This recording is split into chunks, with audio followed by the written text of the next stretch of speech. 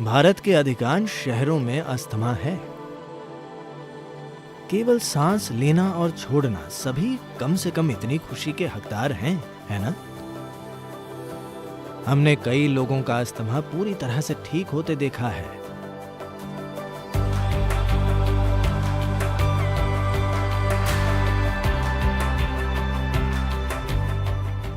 नमस्कारम सद्गुरु। मैं लंबे समय से अपने अस्थमा को दवा से कंट्रोल कर रहा हूँ। अस्थमा को ख़त्म करने या कम से कम करने के लिए मैं क्या कर सकता हूँ? भारत के अधिकांश शहरों में अस्थमा है।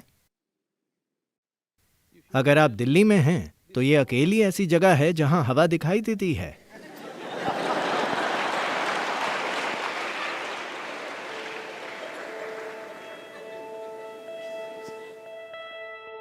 ये अच्छा है इतनी जरूरी चीज को देख पाना।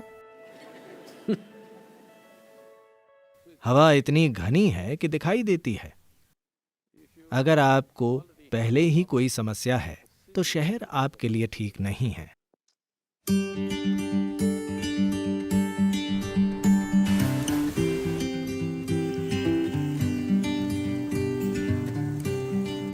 कम से कम गांव में जाने का यही समय है। ओ, मैं क्या करूं, मैं नौकरी करता हूं।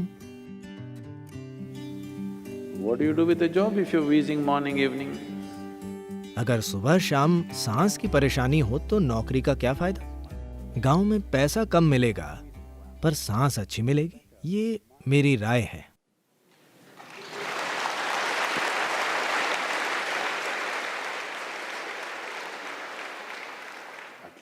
कम से कम सांसें आसान होनी चाहिए, कुछ और नहीं तो, है ना? इतना सुख तो इंसान को मिल सकता है। बस सांस लेना और छोड़ना, कम से कम इतने सुख के सभी हकदार हैं, है ना? पर दुर्भाग्य से सभी बड़े शहरों में यही हो रहा है। सांस लेना मुश्किल है। आप देखेंगे अगर आप ताजी हवा वाली जगह पर रहते हैं तो आपका अस्थमा 25 से 30% कम हो जाएगा।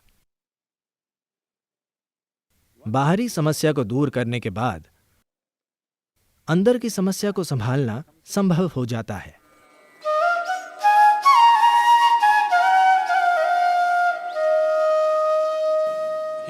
मनुष्य के रोग दो तरह के होते हैं, संक्रामक रोग और स्थायी बीमारियां हैं। संक्रामक रोग शरीर में तब होते हैं जब एक बाहरी जीव आक्रमण करता है और परेशानी पैदा करता है, जिसे दवा से ठीक करना पड़ता है। पर स्थायी बीमारी यानी हमारा शरीर ही समस्या पैदा कर रहा है, सिस्टम खुद ही रोग बना रहा है। क्योंकि समस्या अंदर पैदा की जा रही है, इसीलिए भीतरी समाधान खोजना बहुत जरूरी है। इनर इंजीनियरिंग प्रक्रिया बस इसी के बारे में है कि आप अपने भीतर बुद्धि और क्षमता के सबसे गहरे आयाम तक पहुंचें जो इस शरीर को पैदा कर सकती है। ये सोचना और मानना कि मेरी सभी समस्याएं बाहरी कारणों से हुई हैं और समाधान भी बाहर हैं, ये समस्या को सुलझाने का मूर्खतापूर्ण तरीका है। डायबिटीज, उच्च रक्तचाप, हृदय रोग, अस्थमा, एलर्जी, मोटापा, खाने के विकार और ऐसे कई पुराने रोग जो सभी मूल रूप से अंदर से पैदा होते हैं। All these things can be quelled from within. इन सभी चीजों को अंदर से मिटाया जा सकता है अगर हम बस अपने सबसे भीतरी आयाम पर ध्यान के लिए राजी हों तो।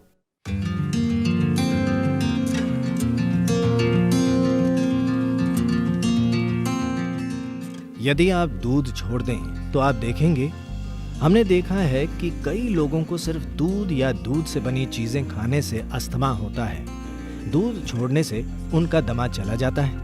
बहुत से लोगों की कम से कम 50% समस्या दूध से बनी चीजों से होती है। अगर उसे हटा दें तो 50% ठीक हो जाएगा। बाकी 50% आसानी से संभाला जा सकता है। दूध और दूध से बनी चीजें लेने से बलगम की समस्याएं ठीक नहीं होती। ऐसी चीजों से कफ बहुत बढ़ जाता है।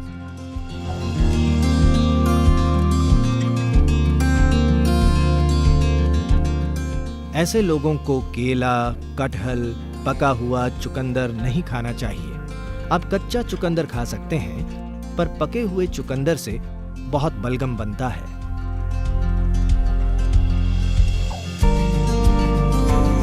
एक और चीज जो दैनिक सेवन के लिए बहुत अच्छी है वो है शहद।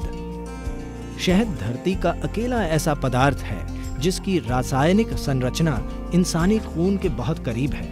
अगर आप कुछ चीजें बदल दें तो ये लगभग खून की तरह है। रोज शहद खाना आपके सेहत के लिए बहुत फायदेमंद है, खासकर उनके लिए जिन्हें ज्यादा बलगम की समस्या है।